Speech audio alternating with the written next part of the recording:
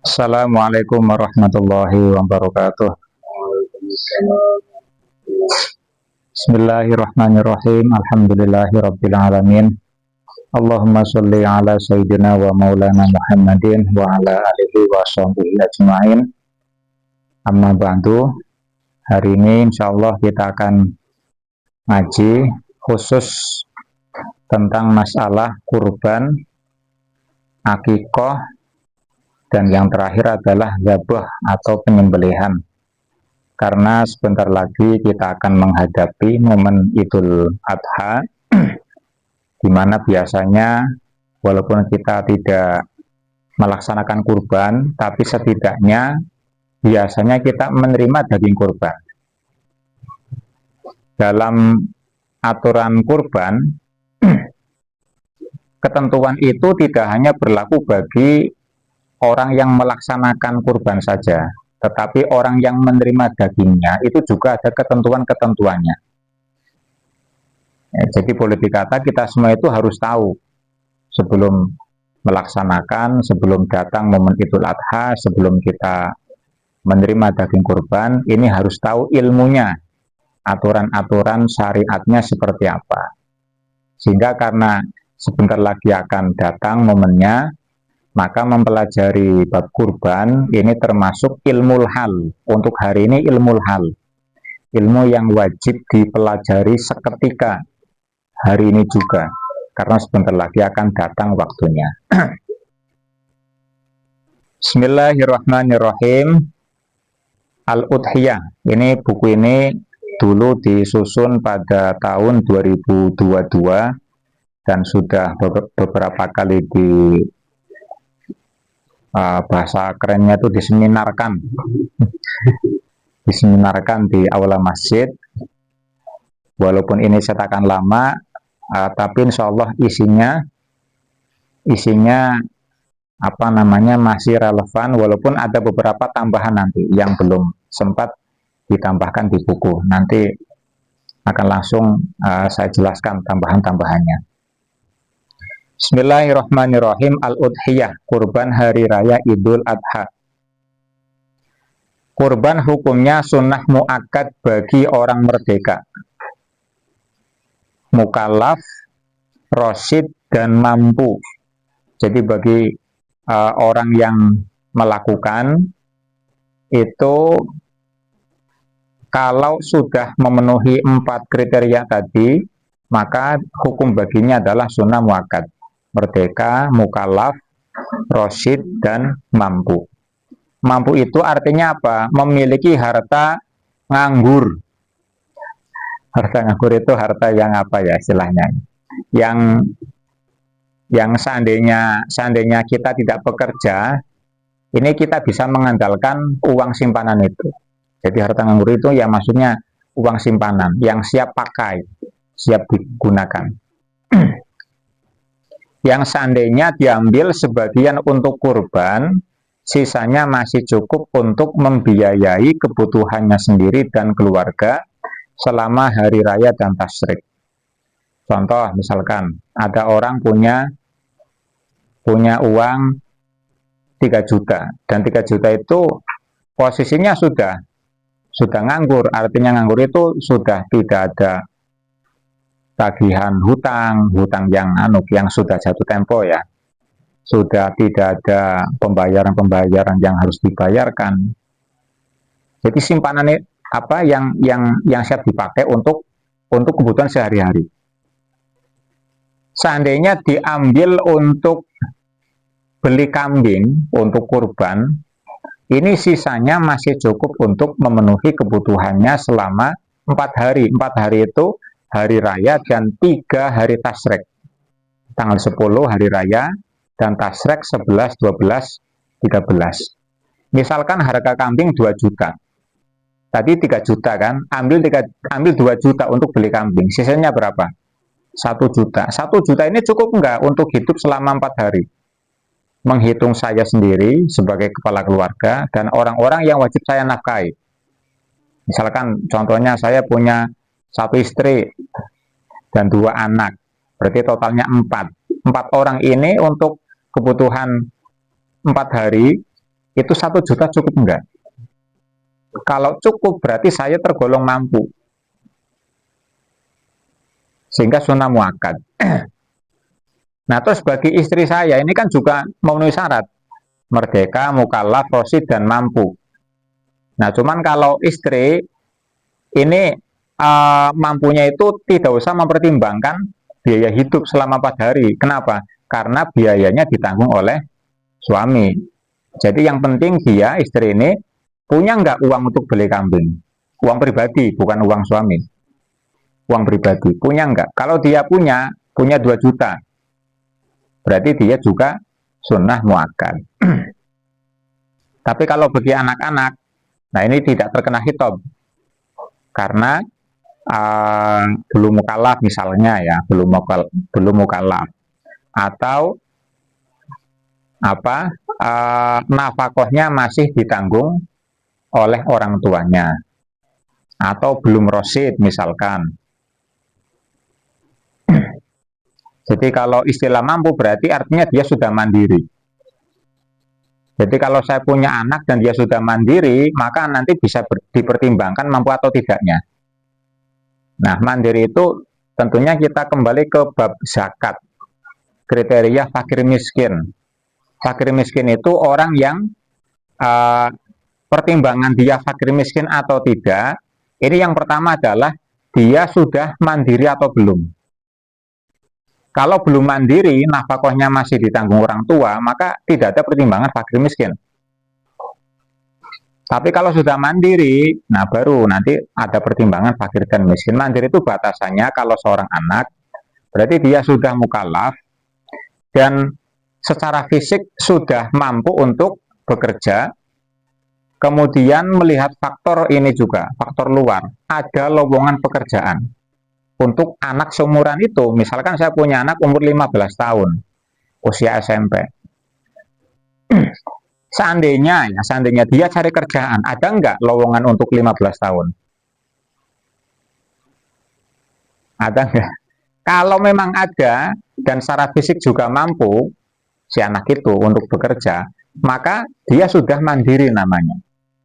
Ketika sudah mandiri, maka orang tua tidak wajib untuk menafkahi. Seandainya orang tua itu tega, itu boleh ngusir si anak. Semana kerja dewek. Karena memang dia sudah berpotensi untuk mandiri. Kemudian seandainya dia sudah mampu sebetulnya dan juga memang ada pekerjaan yang layak bagi anak itu, tapi dia malas, malah setiap harinya mengandalkan pemberian orang tuanya, maka hukumnya fakir miskin, tapi tidak boleh menerima zakat. Karena ada kriteria, zakat itu boleh diterima fakir miskin dengan syarat dia memang ada usaha untuk memenuhi kebutuhan hidupnya. Jadi kalau malas itu malah nggak dapat zakat. Dalam bab zakat ya. Ya, seperti itu. Walaupun musafir atau sedang haji, tadi kriteria orang yang sunnah muakkad itu tidak mempertimbangkan kondisinya, apakah sedang perjalanan, musafir, atau sedang haji, atau yang lain. Jadi tidak harus posisinya di rumah. Tidak harus di rumah. Kalau misalkan ketika Idul Adha dia posisinya di Jakarta, padahal dia orang sini, orang Brebes, dan memang di sana juga ada kambingnya yang bisa dibeli, dia juga bawa uang, berarti dia sunnah untuk melaksanakan kurban. Maka jika tidak melaksanakan kurban, hukumnya makruh. Bagi yang mampu tapi tidak berkurban, ini hukumnya makruh. Yang kena makruh itu orang-orang yang memang memenuhi syarat. Jadi kalau dalam satu keluarga yang tergolong mampu hanya suami dan istri, sedangkan si anak-anak tidak mampu, maka yang kena hukum makruh adalah si suami dan si istri itu. Kesunahan kurban bersifat kifayah atau kolektif dalam satu keluarga. Jika salah satu anggota keluarga sudah ada yang menunaikan, maka gugur bagi yang lain. Yang dimaksud keluarga adalah seorang suami, istri, orang tua, dan anak-anak yang wajib dinafkahi atau belum balik. Secara umum belum balik, secara umum, tapi nanti ada syarat-syaratnya lagi yang tadi sudah disebutkan. Sudah balik juga bisa jadi masuk kategori tidak mampu karena memang fisiknya tidak bisa kerja atau memang tidak ada lowongan pekerjaan. Ya, bahkan dalam i'anah itu ada keterangan arbabul buyut. Kalau bahasa sininya itu kaum rebahan. Kaum rebahan itu artinya orang yang adat keluarganya, uruf keluarganya itu memang nggak biasa kerja keras. Ada lowongan kerjaan, tapi di sawah, rabut, matun, ada. Untuk usia misalkan 20 tahun ada. Tapi adat keluarganya nggak seperti itu. Biasanya kerjanya kerja kantoran. Jadi dia sudah berusaha ngelamar kerja di sekolahan, kerja di perusahaan, kerja di mana nggak diterima. Jadi nggak ada lowongan namanya. Ada tapi kerja keras di sawah. Padahal uruf keluarganya dia tergolong arbabul buyut. Ini juga nanti bisa menjadi pertimbangan dia dianggap tidak mampu. Walaupun secara fisik dia bisa ke sawah. Jadi arbabul buyut itu namanya. Nah, jadi hukum kurban itu sunnah muakkad dan kifayah. Kifayah, kolektif. Artinya kolektif ketika satu keluarga terdiri dari seorang bapak, ibu, suami istri, dan anak-anaknya yang memang tergolong mampu untuk berkurban, tapi tidak mau berkurban. Maka semuanya makruh. Semua di sini maksudnya yang memang mampu. Yang memang mampu. Termasuk anak-anak, walaupun secara zakat, dalam bab zakat dia tidak boleh menerima zakat, yang sudah mukallaf. Orang yang sudah mukallaf dan rasyid, ini kan dia sudah mutlaqut tasarruf. Dalam bab kurban, jika memang dia punya banyak uang, dia tergolong mampu berarti.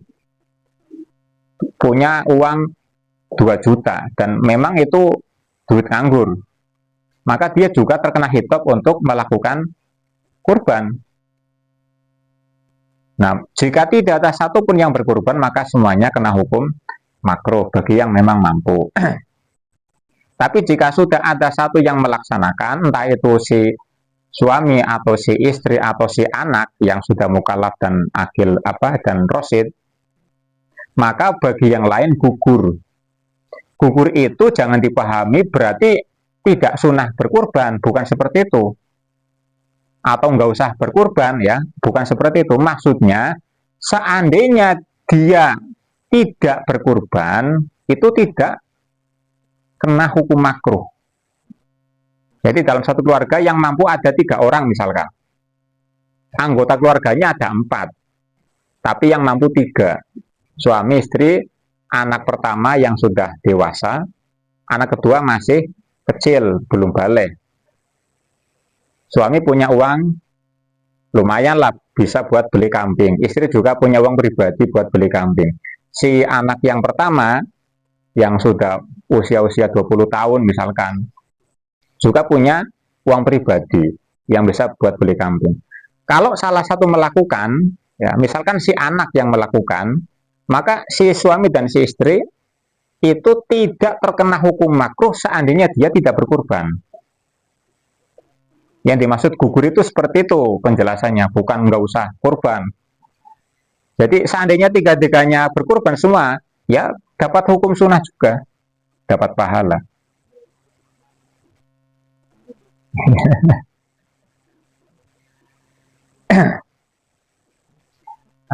Jadi bedanya antara kesunahan yang gugur dan yang tidak gugur itu bedanya ketika akan nampak perbedaannya ketika dia tidak melakukan. Kalau kesunahannya gugur, maka tidak kena hukum makruh. Tapi kalau kesunahannya tidak gugur, maka dia kena hukum makruh. Kesunahan kurban berlaku setiap tahun, bukan seumur hidup seperti akikoh. Akikoh satu seumur hidup sekali. Tapi kalau kurban, 1 tahun sekali. Jadi kalau tahun kemarin sudah kurban, tahun ini mau kurban, dan memang mampu, sunnah kurban lagi. Jadi jangan beralasan, kan tahun kemarin sudah, misalkan. Tahun kemarin beda, sekarang. Bolu-bolu, rengginang. Ya seperti zakat fitrah, kan tiap tahun. Nah, karena kesunahan kurban itu 1 tahun sekali, dan waktunya juga tertentu, tanggal 10, 11, 12, 13, sedangkan akikoh kesunahannya seumur hidup dan waktunya bebas, maka ketika bingung milih salah satu, ini saya mau kurban dulu atau akikoh dulu, dahulukan kurban. Kenapa?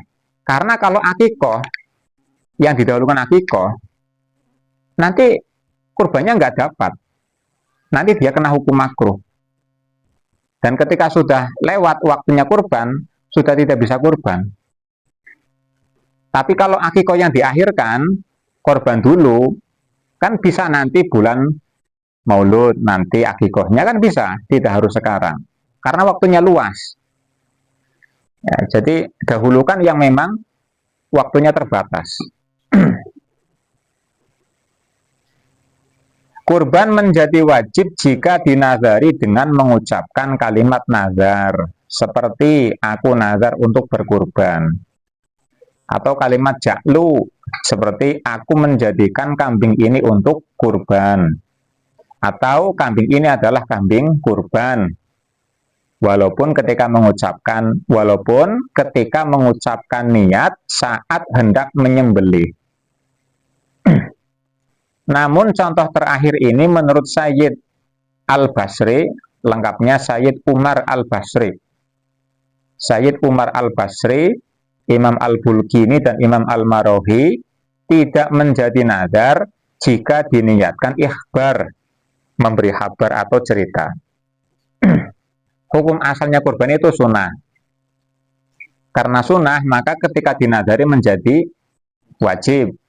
Karena konsep nazar adalah mewajibkan kepada diri sendiri sesuatu yang sifatnya sunnah. Sesuatu yang sifatnya sunnah. Iltizamu sunnatin au fardhi kifayatin ala nafsihi. Iltizam itu mewajibkan atas diri sendiri untuk melakukan sesuatu yang sunnah atau fardu kifayah. Jadi yang boleh dinadari itu harus hukumnya sunnah atau fardu kifayah. Kalau yang wajib tidak bisa dinadari, yang mubah juga tidak bisa dinadari, apalagi yang makruh dan haram. Nazar nanti subuh nggak sholat misalkan, ini nadarnya nggak sah. Atau nazar nanti sholat subuh juga tidak sah nadarnya, karena perkara wajib itu tanpa nazar pun sudah wajib. Nah, dalam nazar kurban itu ada dua cara. Yang pertama mengucapkan kalimat nazar, saya nazar kurban, saya nazar sodako, saya nazar apa. Yang kedua menggunakan kalimat jaklu. Dalam bahasa Arab ini ada istilah jaklu. Ja'altu misalkan, ja'altu hadhil ja'altu hadzal ghanama lil udhiyah. Contohnya, saya jadikan kambing ini untuk kurban. Walaupun tidak ada kata-kata nazar, ini arahnya kepada nazar. Sehingga dianggap nazar dan wajib dilakukan. Kalau dalam konteks lain, sodakoh misalkan, ja'altu misalkan hadza si jarot saya jadikan rokok ini untuk sodakoh, maka jadinya nazar juga. kalimat ja'altu. Dan memang orang-orang Arab itu biasa menggunakan kalimat ja'altu sebagai pengganti dari kalimat nazar. Kalau daerah sini bisa nggak berlaku tidak? Yang jelas daerah kita, masyarakat kita, ketika mengucapkan nazar, kata-kata nazar, saya nazar nanti sholat tahajud, itu insya Allah pahamnya berarti dia mewajibkan untuk sholat tahajud, seakan-akan seperti itu. Berarti dia harus melakukan tahajud. Kalau ada kata-kata nazarnya, insya Allah orang sini pun paham. Oh, berarti harus dilakukan. Tapi kalau kalimatnya ja'altu, kudus kiye panggo korban. Kan bahasa Arabnya ja'altu hadhihi syata lil udhiyah. Bahasa Arabnya. Kalau orang Arab yang mengucapkan, ini zauknya, penjiwaan mereka ketika mengucapkan ja'altu, itu maksudnya nazar. Nah, kalau zauk kita seperti apa? Penjiwaan kita dengan kalimat saya jadikan, ya, ini sama dengan saya nazarkan atau tidak. Cuman saya cari referensi apakah zauk menjadi pertimbangan atau tidak dalam masalah nazar itu belum ketemu. Cuman kalau dalam bab tolak zihar itu ada penjelasannya. Zihar itu kan mengucapkan, seorang suami mengucapkan kepada istrinya, anti alayya kazohri ummi. Kalau diterjemahkan, engkau bagiku seperti punggung ibuku.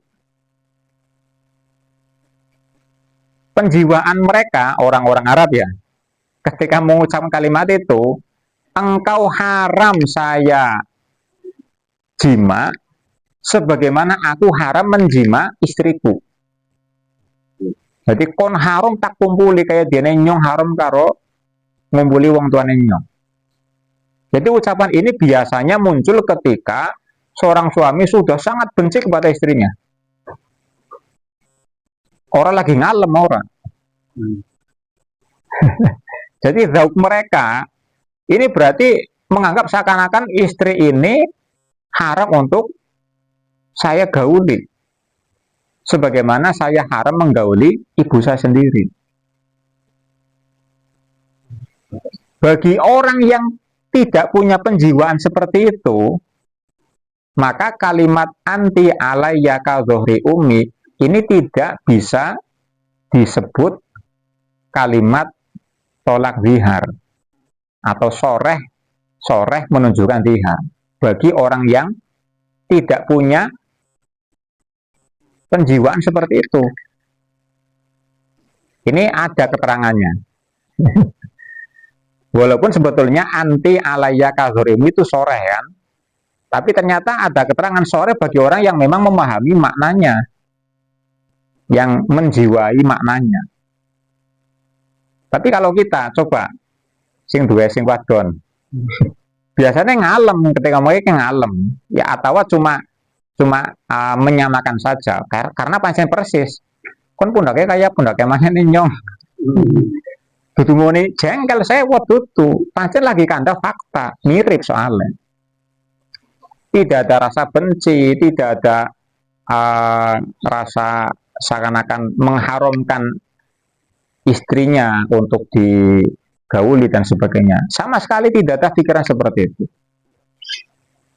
Nah, itu dalam bab zihar ada perinciannya. Kalau dalam bab nazar ini belum nemu referensinya. Jadi tidak berani untuk menyamakan.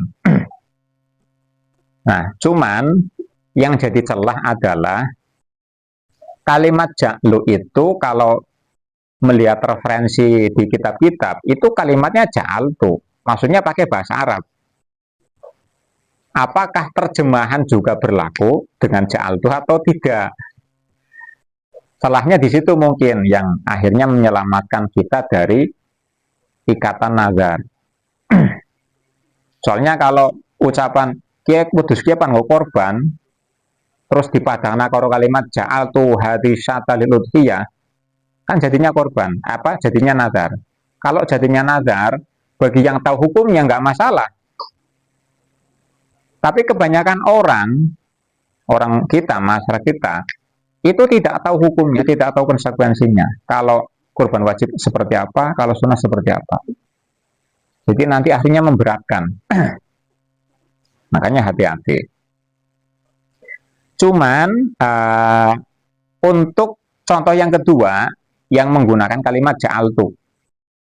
Bahasa kenanya berarti kia wedus panggo korban.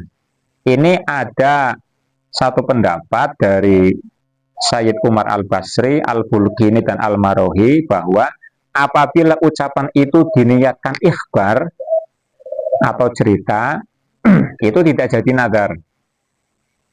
Ya jadinya biasa. Wong cerita sih pribadi. Beda antara ikhbar dan nazar. Kalau nazar itu seakan-akan mewajibkan, berarti nyong kudu nglakoni. Itu nazar. Tapi hari ikhbar cerita, ya wong kandat tok. Tidak ada dampak hukum sama sekali. Tapi dengan catatan niat cerita. Berarti anggar orang niat. Jadine nazar. Ya, makanya hati-hati. Untuk menghindari status nazar, ketika mengatakan kurban atau menjawab pertanyaan, tambahkan kata sunnah di belakang kata kurban. Contoh, kambing ini saya jadikan kurban sunnah. Tambahi sunnah. Wedhus panggo apa sih? Panggo korban sunnah.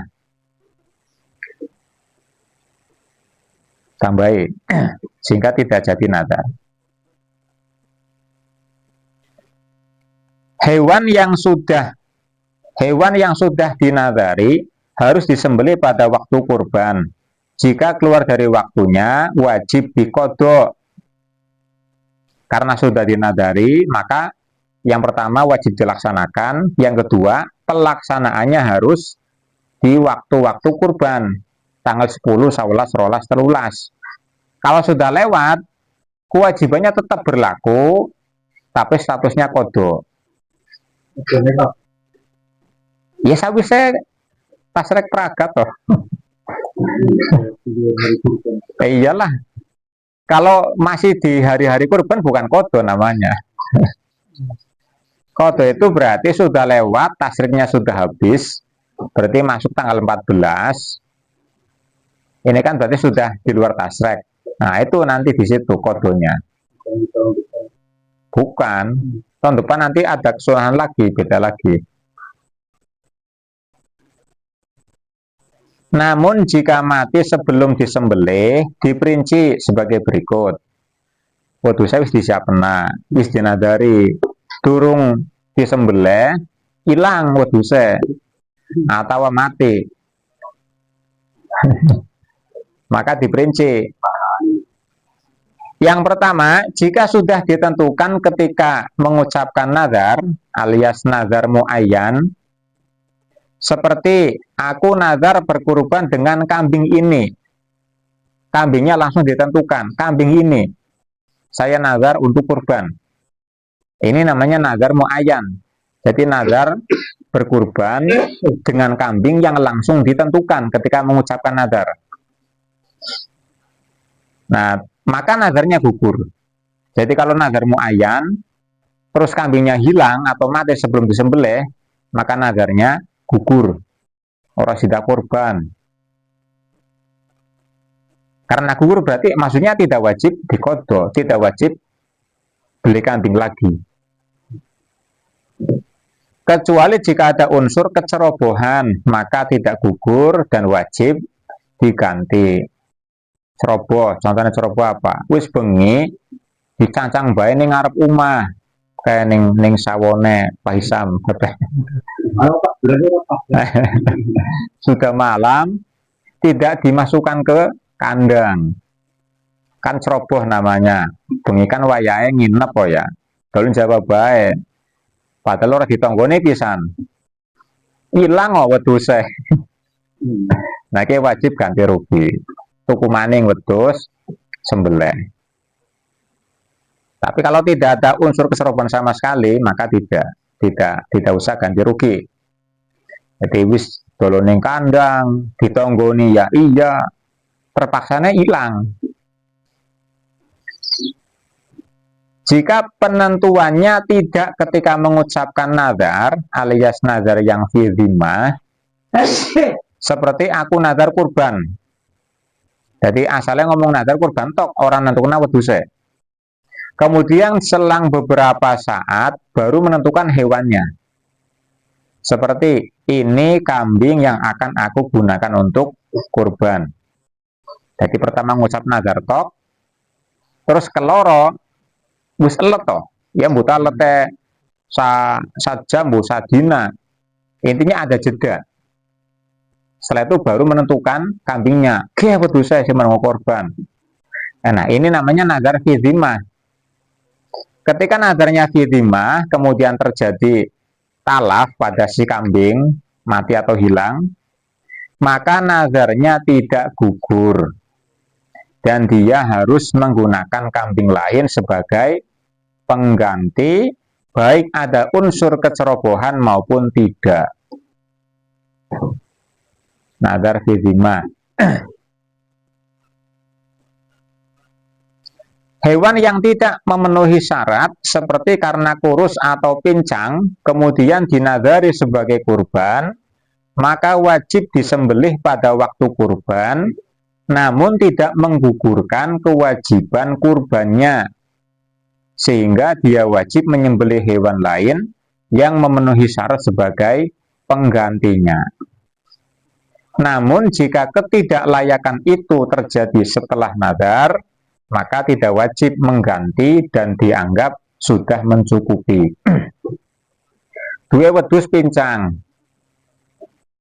dinazari nyong nazar wedhus kiye panggo korban. Maka kambing itu wajib disembelih pada hari raya, pada hari tasyrik, hari raya dan tasyrik. Tapi tidak menggugurkan kewajiban nazarnya. Akaleta wajib disembelih, tapi orang menggugurkan nazar. Nah, agar nazarnya bisa terpenuhi, bisa gugur, maka dia wajib milih kambing yang lain yang memenuhi syarat. Jadi ujung-ujungnya nyembelih wedhusnya loro. Sing pertama disembelih karena wis dinazari. Sing nomor loro disembelih karena wedhus sing pertama ora mencukupi.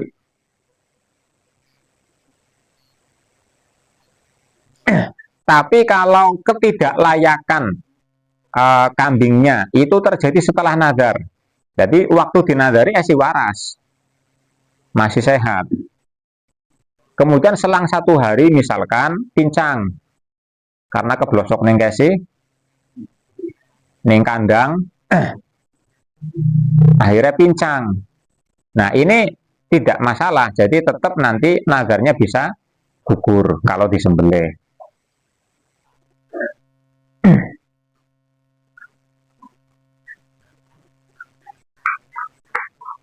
Konsekuensi nazar di atas berlaku secara umum, baik dalam masalah kurban ataupun lainnya. Ini masalah sedekah sama. Jadi kalau sudah ditakyin, sudah ditentukan, maka barang itu yang harus digunakan. Kan tadi contohnya menentukan korek apa rokok ini. Nyong nazar rokok dia pan nggo sedekah ning pahisam. Berarti kudu rokok ya sing disodakohna. Orang kena diganti rokok liyane. Walaupun secara kualitas luwih apik. Ya rokok kan wis dijukut to ya isine dari separo. Karena kayak orang pantes tak jukutna sing anyar. Ini malah tidak menggugurkan nazar. Jadi harus yang ini yang disodakohkan. Masalah kambing juga sama. Dan karena tadi sudah ditentukan, ketika rokok ini kemudian hilang dan tidak ada unsur kecerobohan, maka nazarnya gugur. Tapi kalau nazarnya fi dhimmah, asalnya ngomong nazar tok, aku nazar pansodakoh rokok maring pahisam, rokok Apollo misalkan. Setelah mengucapkan, kemudian baru menentukan. Nah, kia rokoknya sing panggo pahisam. Jebule rokoknya hilang misalkan. Maka wajib njukut rokok liyan.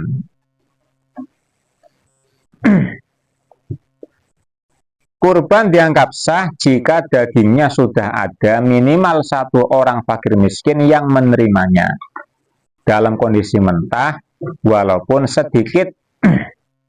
Jadi syarat sahnya kurban, syarat sah kurban itu ada beberapa aspek.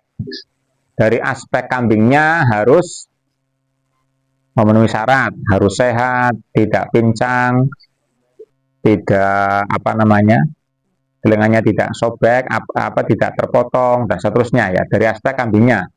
Dari aspek waktunya, penyembelihan harus dilakukan di waktu-waktu yang sudah ditentukan. Kemudian dari aspek pembagiannya, nah ini juga ada aturan rasa-rasanya. Minimal ada sebagian daging yang diberikan kepada fakir miskin, walaupun jumlahnya sedikit. Nah, sedikit itu berapa? Sedikit itu adalah akolul mutamawal, kadar paling sedikit daging itu laku diperjualbelikan.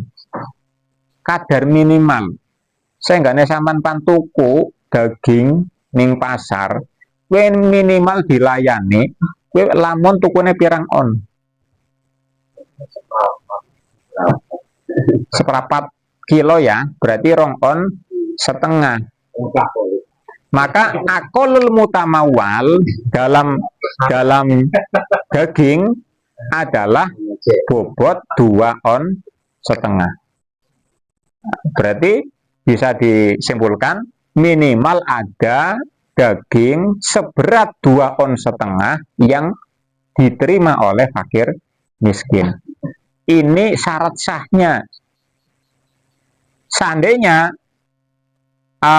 setelah diambil 2 on setengah untuk fakir miskin, terus sisanya itu dimakan sendiri, ini tidak menjadikan korbannya batal.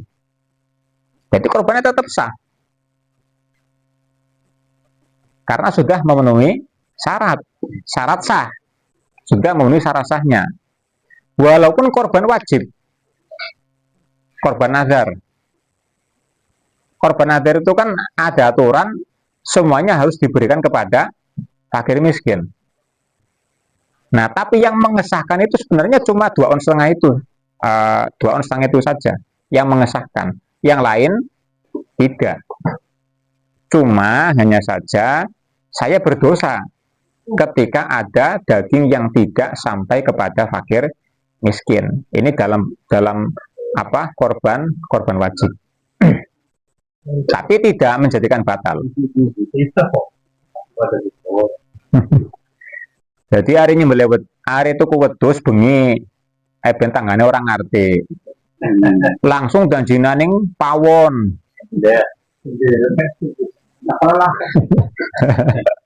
Sembelih lah. Orang undang tangga. Sebenarnya cukup 2 on setengah, buat tangganya sing melarat. Bro, wis cukup sah.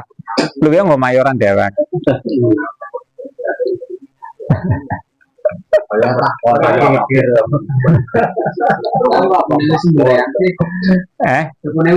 Oh ya ora ulio.